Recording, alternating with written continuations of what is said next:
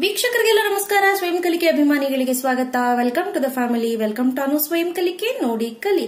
ಸ್ನೇಹಿತರೆ, ಇವತ್ತಿನ ದಿನ ಯಾವ ರೀತಿ ತುಂಬಾ ಸುಲಭವಾಗಿ ಕಡಲೆ ಪೂರಿನ ಉಪಯೋಗಿಸಿಕೊಂಡು ದೋಸೆ ಮಾಡೋದು ಅಂತ ಹೇಳ್ಕೊಡ್ತೀನಿ. ಬನ್ನಿ, ಅದಕ್ಕೆ ಬೇಕಾಗಿರುವಂತಹ ವಸ್ತುಗಳೇನೇನು ಅಂತ ನೋಡ್ಕೊಂಡ್ ಬರೋಣ. ಮೊದಲನೇದಾಗಿ ಅರ್ಧ ಕಪ್ಗಿನ್ನ ಸ್ವಲ್ಪ ಇನ್ನು ಕಡಿಮೆನೆ ಬೇಕು ಉದ್ದಿನ ಬೇಳೆ, 1 ಕಪ್ನಷ್ಟು ಅಕ್ಕಿ, 4 ಕಪ್ನಷ್ಟು ಪುರಿ ಕಡಲೆ ಪುರಿ ತಗೊಂಡಿದ್ದೀನಿ. ನಿಮ್ಗೆ ಯಾವ್ದಾದ್ರು ತೆಗೆದುಕೋಬಹುದು. ಉಪ್ಪಿನ ಪುರಿ ಆದ್ರೆ ಸ್ವಲ್ಪ ಉಪ್ಪು ನೋಡ್ಕೊಂಡು ಹಾಕೋಬೇಕಾಗತ್ತೆ. 1/4 ಟೀ ಸ್ಪೂನ್ ಅಷ್ಟು ಮೆಂತ್ಯ. ಮಾಡೋ ವಿಧಾನ ನೋಡ್ಕೊಳ್ಳೋಣ. ಮೊದಲನೇದಾಗಿ ಒಂದು ಬೌಲ್ ತೆಗೆದುಕೊಂಡು ಆ ಬೌಲ್ಗೆ ಅಕ್ಕಿ, ಆನಂತರ ಈ ಉದ್ದಿನ ಬೇಳೆ, ಆನಂತರ ಈ ಮೆಂತ್ಯ ಎಲ್ಲವನ್ನೂ ಹಾಕೊಂಡು ನೀಟಾಗಿ ನೀರ್ ಹಾಕೊಳ್ತಾ 1-2 ಸತಿ ನೀಟಾಗಿ ಚೆನ್ನಾಗಿ ತೊಳೆದ್ಬಿಟ್ಟು ಆ ನಂತರ ನಾವು ಇದನ್ನ ನೀರ್ ಬಸ್ಕೊಳ್ಳೋಣ. ಓಕೆ ನೋಡಿ, ಈಗ ಬೌಲಲ್ಲಿ ನೆನ್ಸಿಟ್ಕೊಂಡಿದ್ದೀನಿ. ಈಗ ಇನ್ನೊಂದು ಬೌಲಲ್ಲಿ ಕಡಲೆಪುರಿ 4 ಕಪ್ನಷ್ಟು ಕ್ಲೀನ್ ಮಾಡಿರುವಂತ ಕಡಲೆಪುರಿ ಹಾಕೊಳ್ಳೋಣ. 2, 3,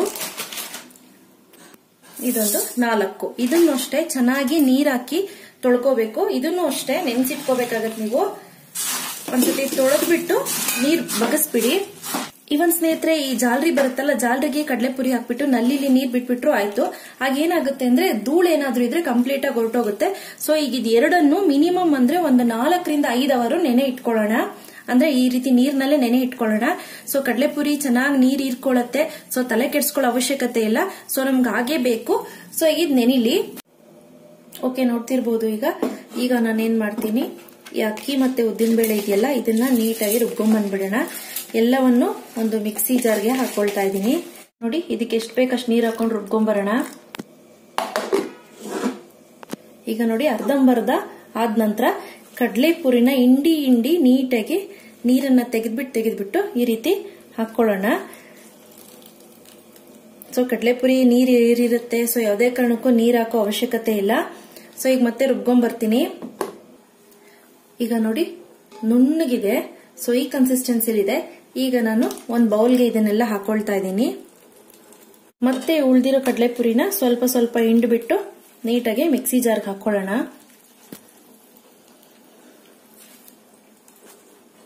ಈಗ ಇದಕ್ಕೆ ಯಾವುದೇ ರೀತಿ ನೀರು ಹಾಕೋದು ಬೇಡ, ಹಾಗೆ ರುಬ್ಕೊಂಬರೋಣ. ಯಾಕಂದ್ರೆ ಕಡಲೆಪುರಿನಲ್ಲೇ ನೀರಿನ ಅಂಶ ಇರುತ್ತೆ.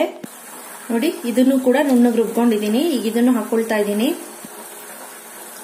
ಈಗ ನೋಡಿ, ಇದಕ್ಕೆ ಸ್ವಲ್ಪ ಉಪ್ಪು ಹಾಕೊಂಡು ಚೆನ್ನಾಗಿ ಮಿಕ್ಸ್ ಮಾಡ್ಕೋಬೇಕಾಗತ್ತೆ. ಇದನ್ನ ಓವರ್ ನೈಟ್ ಫರ್ಮೆಂಟೇಶನ್ಗೆ ಅಂತ ಬಿಟ್ಬಿಡೋಣ. ಸೊ ಒಂದು ರಾತ್ರಿಗಳ ಕಾಲ ಪೂರ ರಾತ್ರಿ ಬಿಟ್ಟಾಗ ಏನಾಗುತ್ತೆ, ಚೆನ್ನಾಗಿ ಫರ್ಮೆಂಟೇಶನ್ ಆಗಿರುತ್ತೆ. ದೋಸೆ ಕೂಡ ತುಂಬಾ ಚೆನ್ನಾಗಿ ಬರುತ್ತೆ ಇದರಲ್ಲಿ.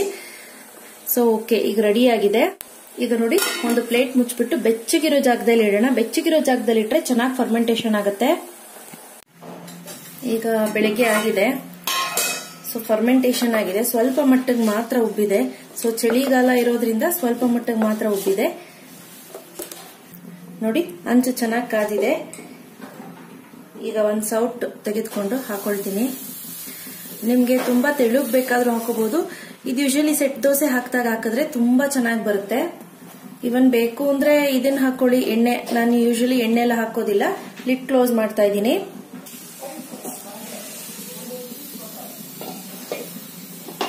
ಸೊ ನೋಡ್ತಾ ಇರ್ಬೋದು, ಮೇಲ್ಗಡೆ ಲಿಡ್ ಕ್ಲೋಸ್ ಮಾಡಿರೋದ್ರಿಂದ ಮೇಲ್ಗಡೆ ಕೂಡ ಸ್ಟೀಮ್ ಆಗಿ ಚೆನ್ನಾಗಿ ಬೆಂದಿದೆ.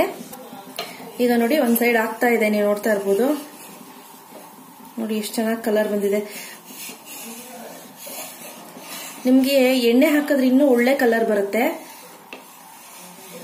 ನೀವು ಅನ್ಕೊಂಡೇ ಇರಲ್ಲ ಕಡಲೆ ಪುರಿಲು ಇಷ್ಟು ಚೆನ್ನಾಗಿ ದೋಸೆ ಬರುತ್ತಾ ಅಂತ. ಹಾಕೊಳ್ಳೋಣ.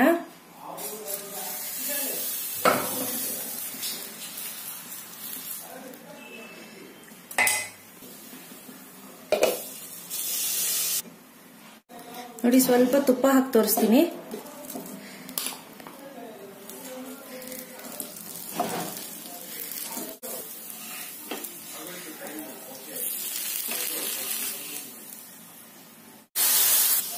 ನೋಡಿದ್ರಿ ಅಲ್ವಾ ಸ್ನೇಹಿತರೆ, ಯಾವ ರೀತಿ ತುಂಬಾ ಸುಲಭವಾಗಿ, ತುಂಬಾ ಸಿಂಪಲ್ ಆಗಿ ಕಡಲೆಪುರಿನ ಉಪಯೋಗಿಸ್ಕೊಂಡು ದೋಸೆ ಮಾಡೋದು ಅಂತ. ಇವತ್ತು ನಾನು ಕೊಟ್ಟಂತ ಮಾಹಿತಿ ನಿಮ್ಗೆಲ್ಲರಿಗೂ ಇಷ್ಟ ಆಗಿದ್ರೆ ಲೈಕ್ ಬಟನ್ ಹಿಟ್ ಮಾಡಿ. ಇನ್ನು ಇಷ್ಟ ಆಗಿದ್ರೆ ಶೇರ್ ಮಾಡಿ. ಗೊತ್ತಲ್ವಾ ನನ್ನ ಚಾನಲ್ ಹೆಸರು ಅನು ಸ್ವಯಂ ಕಲಿಕೆ ನೋಡಿ ಕಲಿ.